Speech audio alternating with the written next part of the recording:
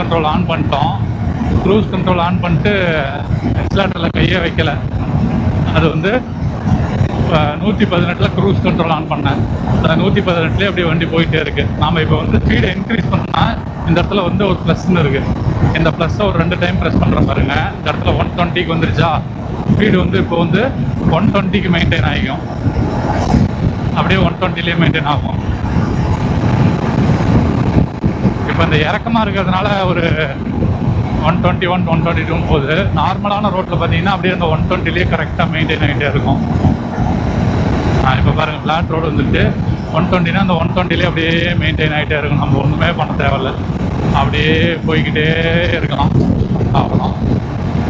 அப்படியே பார்த்தீங்கன்னா பிரேக் பிடிச்சோம்னா வந்து இந்த க்ரூஸ் கண்ட்ரோல் அதே வந்து கட் ஆஃப் ஆகிடும். பாருங்கள், பிரேக் பிடிக்கிறேன் பாருங்கள், அவ்வளோதான். பிரேக் பிடிச்சோம்னா க்ரூஸ் கண்ட்ரோல் அதுவே கட் ஆஃப் ஆகிடுச்சு.